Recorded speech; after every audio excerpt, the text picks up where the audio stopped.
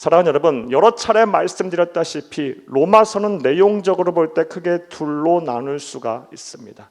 로마서 1장부터 11장까지는 사람이 어떻게 하면 이 죄의 문제를 해결하고 구원에 이를 수 있는지 복음에 대한 이론적 설명입니다. 구원에 대한 교리에 관한 말씀입니다. 그리고 12장부터 16장까지의 말씀은 그렇게 복음을 듣고 믿어 구원에 이른 사람들이, 하나님의 자녀들이 세상을 어떻게 살아야 하는지에 대한 복음의 반응에 대한 실천에 관한 말씀입니다. 즉 12장부터 전개되는 말씀의 주된 내용은 구원받은 하나님의 백성, 하나님의 자녀라 한다면, 자녀라면 구원받은 하나님의 자녀답게, 하나님의 백성답게, 그리스도인답게 세상을 살아야 한다라는 것입니다. 그리고 오늘 본문 말씀을 보게 되면 우리가 구원받은 하나님의 자녀답게 살기 위해서 꼭 필요한, 반드시 필요한 중요한 요소를 설명을 하고 있습니다. 그것이 무엇이냐? 바로 우리 그리스도인들은 대인관계, 사람과 사람과의 관계를 잘 해야 한다라는 것입니다. 사랑하는 여러분, 그런데 생각을 해보면 이것은 너무나도 당연한 것입니다. 우리가 신앙적인 면을 생각하지 않는다 할지라도 우리 사람이 세상을 사는 동안 잘 살고 바르게 살고 소위 성공하며 살려고 해도 이 사람과 사람과의 관계를 잘 해야 합니다. 이거 누구나 다 공감하는 내용일 것입니다. 대인관계가 잘못되지 않은 사람, 잘 되지 않은 사람, 절대로 이 세상에 사는 동안 바르게 살 수 없고 잘 살 수도 없으며 소위 성공하며 살 수도 없습니다. 그러한 이유로 오늘 본문 말씀 로마서 12장을 마무리하는 이 본문에서 성령의 감동을 받아 로마서를 기록한 사도 바울은 그리스도인이 세상을 살면서 어떻게 대인관계를 해야 하는지에 대한 그 방법을 설명하고 있는 것입니다. 자, 그렇다면 사랑하는 여러분, 하나님께서 우리에게 이 성령의 사람인 사도 바울을 통해 말씀하고 계시는 그리스도인의 대인관계의 방법, 올바른 방법은 무엇일까요? 이와 관련해서 오늘 본문 말씀을 보게 되면 우리 그리스도인이 세상을 살면서 반드시 지켜야 할 이 대인관계의 대원칙이 나옵니다. 본문 18절을 함께 보겠습니다. 할 수 있거든 너희로서는 모든 사람과 더불어 화목하라. 아멘. 한 번 더 읽겠습니다. 할 수 있거든 너희로서는 모든 사람과 더불어 화목하라. 아멘. 이 말씀을 꼭 기억하시기 바랍니다. 하나님께서 오늘 우리에게 주시는 저와 여러분이 들어야 할 하나님의 음성입니다. 그리스도인의 대인관계의 대원칙은 무엇이냐? 할 수만 있거든, 어떤 식이든 할 수만 있거든 모든 사람과 더불어 화목하라 라는 것입니다. 그리고 여기서 말하는 모든 사람은 예수를 믿는 사람 혹은 예수를 믿지 아니하는 사람 모두 다 포함이 됩니다.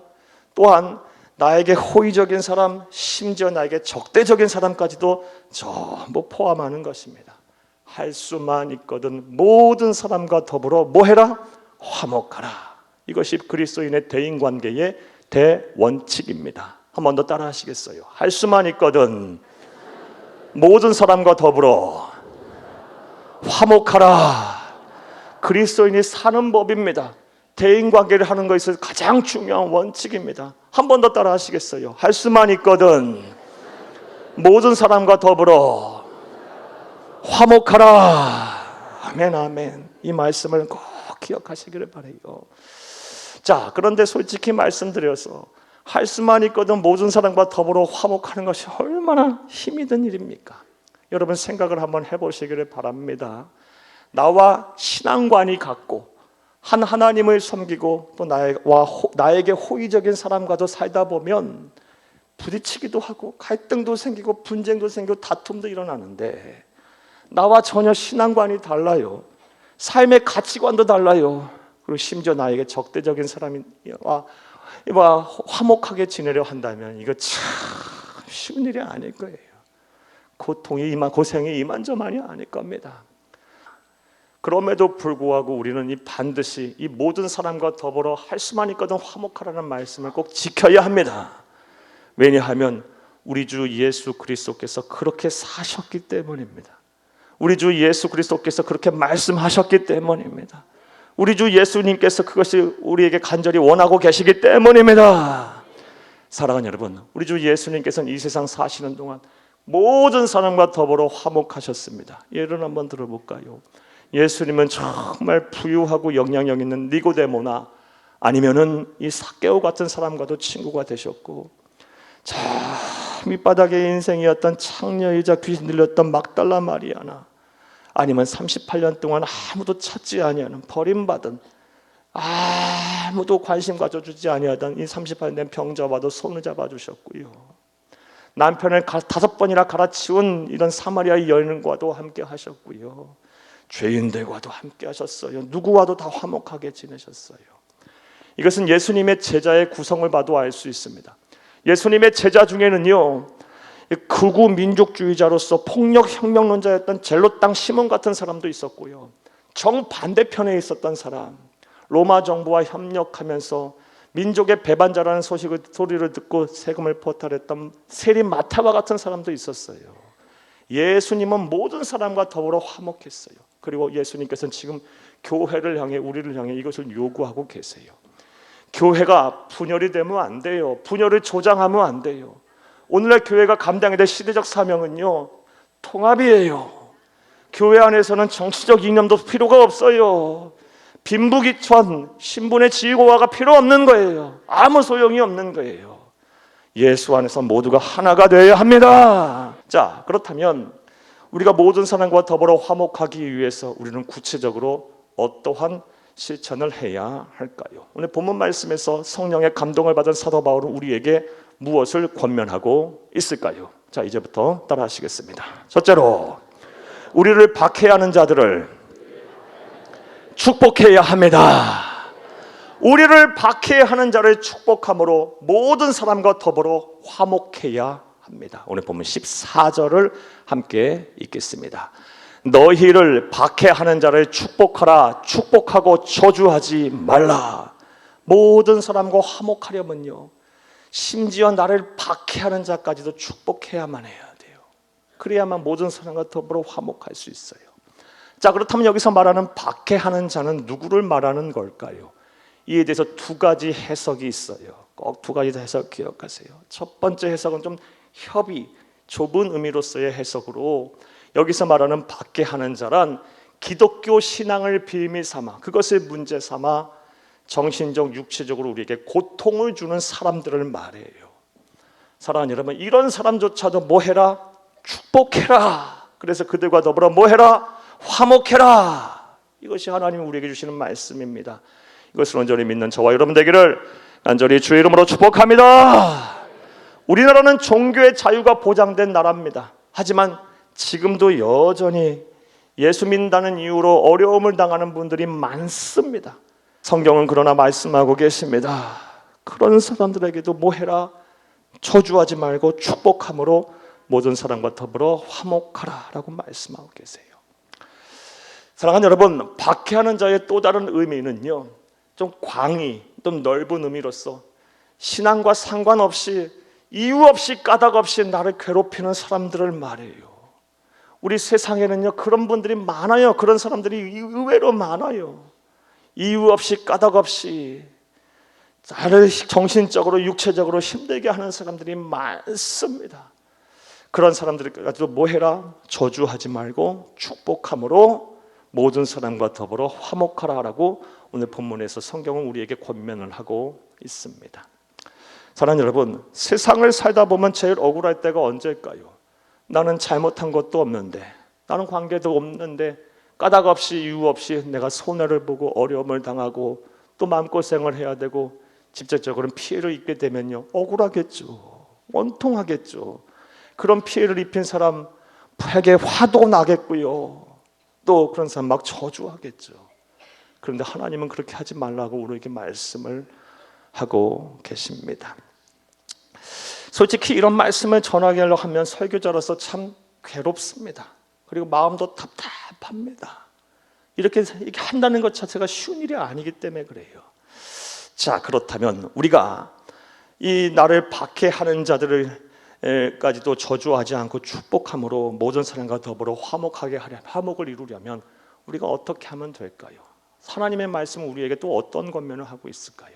이것에 대한 답은 우리가 우리 주 예수님께서 이 세상에 계신 동안 하신 말씀을 통해서 얻을 수가 있습니다.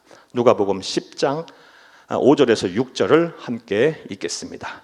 어느 집에 들어가든지 먼저 말하되 이 집이 평안할지어다 하라. 만일 평안을 받을 사람이 거기 있으면 너희의 평안이 그에게 머물 것이요 그렇지 않으면 너희에게로 돌아오리라. 아멘. 이 말씀은 예수님께서 제자들을 둘씩 짝지어서 전도를 하러 보내면서 복음 전하러 보내면서 하신 첫 당부의 말씀이에요. 뭐 해라? 둘씩 짝지어서 가가호호 방문할 때 뭐 해라? 제일 먼저 축복해라. 그 집을 축복해라. 평안할지어다. 축복해라. 그래서 이 집안에 있는 사람들이 복을 만한 그런 그릇들이라 한다면, 그럴 만한 자격이 있다면 너희가 복을 빈 대로 그 사람이 복을 받을 것이고, 만약에 그 사람들이 그만한 자격이 안 되고 그럴 만한 그릇이 안 되면 너희가 축복한 것이 그대로 누구에게 돌아온다? 축복한 내게로 돌아올 것이다. 너희에게로 돌아올 것이다. 이 말씀이에요. 이런 관점에서 생각해 보면요, 사랑하는 여러분, 누군가에게 복을 빌고 축복하는 것은 절대로 손해보는 일이 없어요. 내가 막 복을 빌고 축복하고 억지로라도 그렇게 하면요, 사랑하는 여러분, 그 받을 복을 받을 축복한 사람이 축복한 대상이요, 복을 만한 그릇이라면 그 사람이 복을 받을 것이고, 그만한 자격이 안 되면 그 복이 다 내게로 오는 거예요. 자, 그런데 이것을 저주라는 것으로 축복을 대신하여 받고 보게 되면 무서운 경고의 말씀이 됩니다. 사랑하는 여러분, 내가 막 사람들을 저주해요. 나를 박해하는 사람들을 막 저주해요. 그럼 그 사람이 저주를 받는 만한 그런 사람이라면 저주를 받겠지만, 그렇지 않다면요, 그 저주가 누구에게로 다 오는 거예요? 내게로 오는 거예요. 사랑하는 여러분, 따라서 이 저주는 절대로 하면 안 되는 거예요. 하면 할수록 내가 손해인 거예요. 다른 사람도 죽이지만 나까지 죽이니까요. 저주하는 말, 저주하는 언행, 사랑하는 여러분, 아무리 사람이 악하고 그릇되다 할지라도 그렇게 말을 함부로 하게 되면 마음 상하게 되어 있는 거예요. 영혼이 다치게 되어 있는 거예요. 하면 할수록 손해인 거예요. 결국 축복은요, 다른 사람도 살리는 동시에 내가 사는 것이고, 다른 사람들에게 복을 주는 동시에 나도 복을 받는 게 이름을 믿으시길 바랍니다. 이러한 믿음이 확고하다면, 이러한 믿음이 내 안에 확고하게 자리 잡고 있다면, 사랑하는 여러분, 우리를 박해하는 모든 사람들에게 저주가 아닌 축복을 함으로 모든 사람과 더불어 화목을 이룰 수 있을 줄 믿으시기를 간절히 주의 이름으로 축복합니다. 오늘 본문 말씀을 통해서 알 수 있는 또 다른 구체적인 실천 사항은 무엇일까요? 따라 하시겠습니다. 둘째로, 마음을 주는 이웃이 되어야 합니다. 우리가 마음을 주는 이웃이 돼서 모든 사람과 더불어 화목하라라는 것입니다. 오늘 보면 15절을 함께 읽겠습니다. 즐거워하는 자들과 함께 즐거워하고 우는 자들과 함께 울라. 아멘. 즐거워하는 자들과 함께 즐거워하고 우는 자들과 함께 울므로, 즉 우리의 마음을 주므로, 우리 이웃들에게 마음을 주므로 모든 사람과 더불어 화목하라라는 말씀입니다. 사랑하는 여러분, 따라서 저와 여러분은 우리 주변에 친분 관계를 떠나서 슬퍼하는 이웃이 있다면 그들을 위해서 함께 울어주고, 기뻐하는 이웃이 있다면 함께 기뻐해 주기를 주는, 즉 마음을 주는 이웃이 되기를 간절히 주의 이름으로 부탁합니다. 자, 그런데 일반적으로 슬퍼하는 이웃과 함께 슬퍼하는 것은 그렇게 어렵지가 않습니다. 왜냐하면 아무리 사람이 악해도 우리에게는요, 측은지심의 마음이 있어요. 어려운 사람을 보게 되면 마음이 불편하고 아파요. 그래서 슬퍼할 수 있어요, 같이. 그런데 문제는요, 기뻐하는 사람과 함께 기뻐하고 즐거워한다는 게 참 쉽지가 않아요. 얼마나 이것이 쉽지가 않으면 우리 조상님들께서 이것을 속담으로 우리에게 남겨놓았어요. 사촌이 땅을 타면 왜 우리의 배가 아플까요? 이게 문제인 거예요. 이게 문제. 사랑하는 여러분, 그러다 보니 우리가 온전한 마음을 못 줘요. 시기 질투하는 마음이 들고요, 마음 상해요. 섭섭해요. 뭐 해준 것도 없고 받은 것도 없는데. 그러면서 함께 마음을 주지 못해서 그 사람들과 화목하게 지내지 못하는 게 우리 일반적인 모습이에요. 이게 어찌 보면 우리의 본능과도 같아요.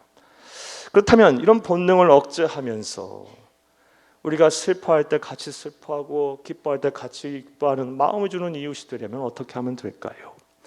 이에 대해서 이 초대교회의 교부, 교회의 아버지 중에 한 사람이었던 주후 4세기 콘스탄티노플의 감독이기도 하셨던 요하네스 크리소스톰이라는 분이 계세요. 이분은요 아주 위대한 강해 설교자이기도 했고 기독교 신앙의 교리의 체계를 잡으신 분 중에 한 분이에요.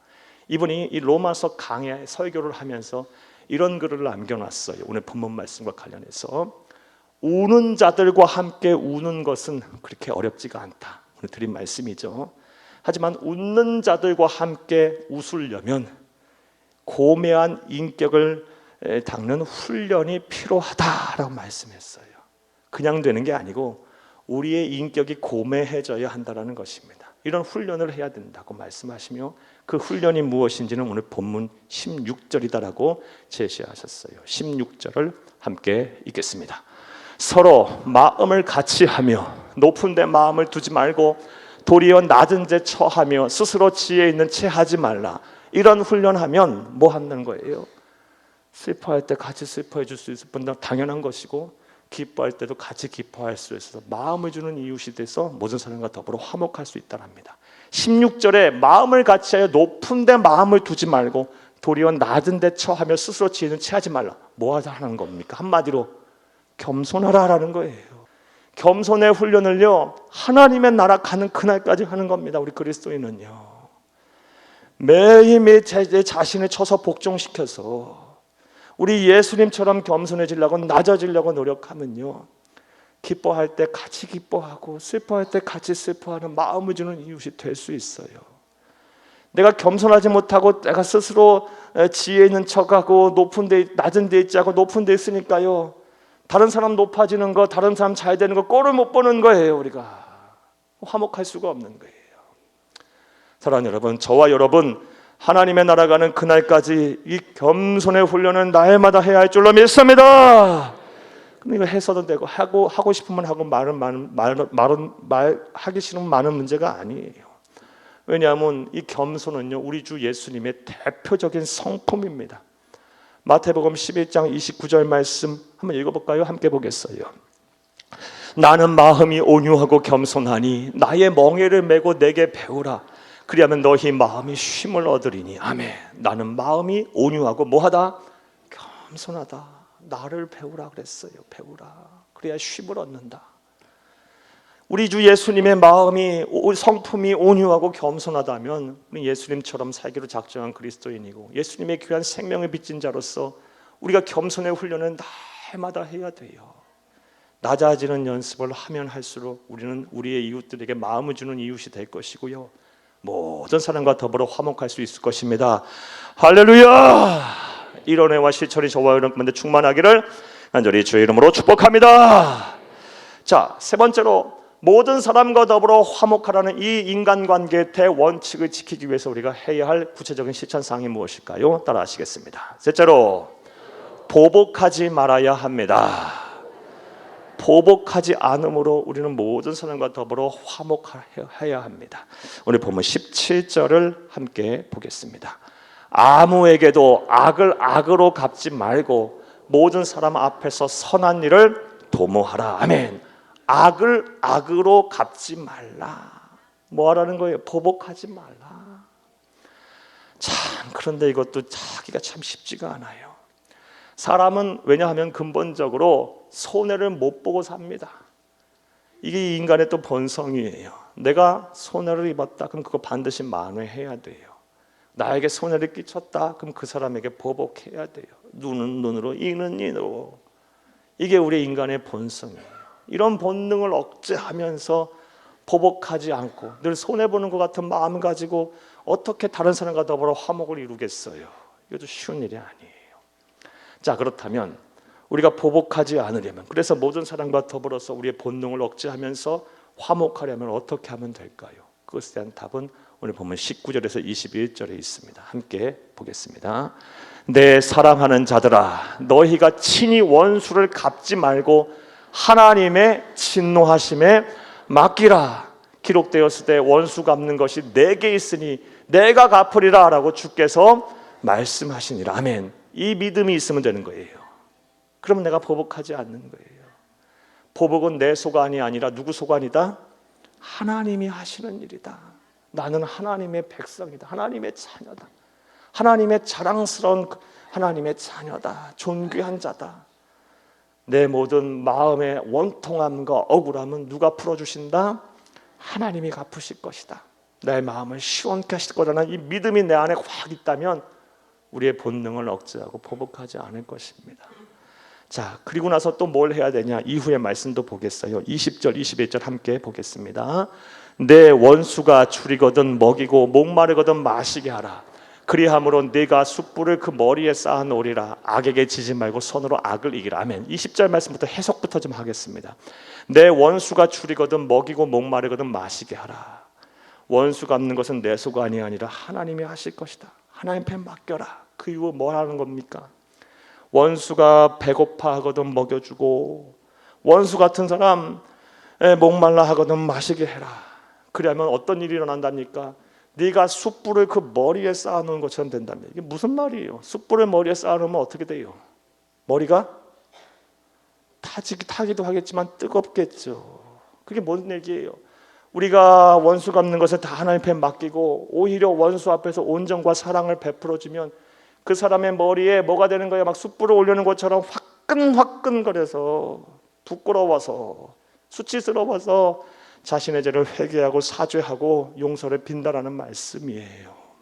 마음이 막 뜨거워진다라는 거예요. 우리의 선행으로 감화감동을 받아서 악에게 지지 말고 손으로 악을 이겨라. 사랑하는 여러분, 보복은 하나님의 소관이에요. 여러분, 원수 갚는 것은 누구의 일입니까? 하나님이 하신다. 그리고 나는 뭐 하면 돼요? 우리 예수님의 삶에 따라서 오히려 온정을 베풀면요, 그 사람의 머리에 숯불이 올라온 것처럼 화끈화끈거려서 뜨거워져서 사죄하고 용서를 비게 된다는 말씀 꼭 기억하시기 바라요. 여러분, 원수 갚는 것은 하나님의 소관이다 말했더니 여러분, 내게 원수가 있을까 막 지금 생각하시는 분들 계실 거예요. 또 어떤 분들은요, 우리 집에도 한 사람이 있어요. 말씀하시고 생각하시는 분들 계실 거예요. 예, 물론 정말 원수를 갚아야 될 그런 분들 세상 살면서 안 만나는 게 우리에게 은혜겠죠. 그런데 또 그런 분들 많지도 않을 거예요. 하지만 살다 보면요, 그런 사람들 꼭 생길 수도 있어요. 한번 예를 한번 들어볼까요? 사랑하는 여러분, 정말 믿고 의지하고 사랑하고 또 함께 동업도 했는데 느닷없이 사기치고 막 경제적으로 육체적 정신적 큰 피해를 입히고 막 잠적해버렸어요. 그런 사람 원수가 아니고 뭐예요? 여러분, 심적으로 용서할 수 있어요? 솔직히 말씀드려서 바로 받아들일 수 있어요? 또 예를 한번 들어볼까요? 나는 멀쩡하게 운전 잘하고 법규 지키면서 운전하는데 느닷없이 음주운전해서 확 치고 들어와가지고요, 사랑하는 사람 불구로 만들었다고 생각해봐요. 아무리 용서하려고 해도요, 그 심적으로 이해가 되겠어요? 용서가 되겠어요? 쉽지 않을 거예요. 또 아무 까닭 없이 이유 없이 나를 막 괴롭히네요. 사회생활, 학교생활 막 못하게 만들고요, 왕따 만들고요, 공개적으로 수치와 모욕을 주고요. 예. 그런 사람 여러분 원수 같겠죠. 물론 극단적인 예수는 있어요. 하지만 이런 사람 안 만난다는 거 누가 보장할 수 있겠습니까? 사랑하는 여러분, 살다 보면 이런 사람들 만나고 저런 사람도 만나고 또 그런 환경 속에 놓일 수도 있는 겁니다. 그럴 때마다 우리는 무엇을 해야 합니까? 하나님 앞에 맡겨요.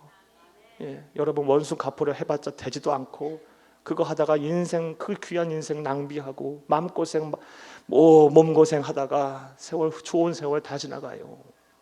하나님 앞에 맡기고 뭐 해야 합니까? 온정과 사랑을 베풀고 자유하세요. 그리고 모든 사람과 더불어 화목하시기를 간절히 주의 이름으로 축복합니다.